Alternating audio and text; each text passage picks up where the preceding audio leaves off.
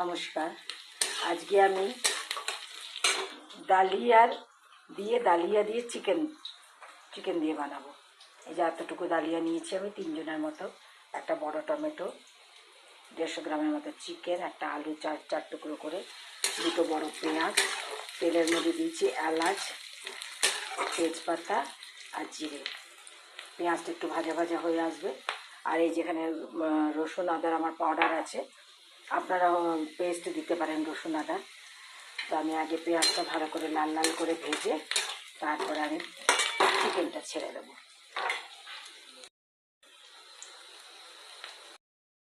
Chicken আর আলু ছেড়ে দিয়েছি, ভাজা ভাজা হয়ে এসে হলুদ দিয়েছি, নুন দিইনি।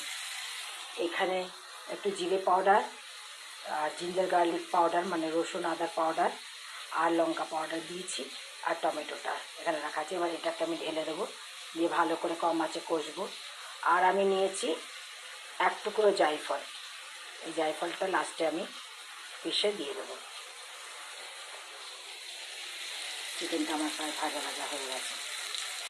মশলাটা দিয়ে সিমে একটা চাপ ঢাকা দিয়ে রাখলাম। টমেটোটা গলে গেলে, ভালো করে মশলাটা ভাজা হলে তারপরে আমি ডালিয়াটা ছাড়বো। চিকেনটা তেল ছেড়ে এসছে, এবার টমেটো গলে গেছে, এবার আমি ডালিয়াটা ছেড়ে দেবো। ডালিয়াটা একটু ভাজা ভাজা হলে আমি ততক্ষণে এটা 1.5 বাটি থেকে একটু বেশি জল নিয়ে আমি জলটাকে গরম করে তবে গরম জল দেবো। ডালিয়াটা ভাজা হয়ে গেছে, এদিকে জলটাও ফুটতে শুরু করেছে। এবার আমি জল ঢেলে দেবো। 1 বাটি জল ঢেলে দিয়েছি, আর এই জায়ফল গুঁড়োটাও দিয়ে দিয়েছি। এটাকে নেড়ে মিডিয়াম আছে চাপ ঢাকা দিয়ে বানাবো। হয়ে গেছে আমার চিকেন দিয়ে ডালিয়ার খিচুড়ি। এবার এটাকে আমি সার্ভ করে দেখাবো।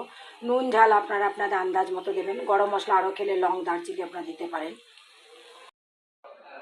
এই যে চিকেন দিয়ে ডালিয়ার খিচুড়ি রেসিপিটা আপনাদের ভালো লাগলে আপনারা বানিয়ে খাবেন, আমাকে কমেন্টস করবেন।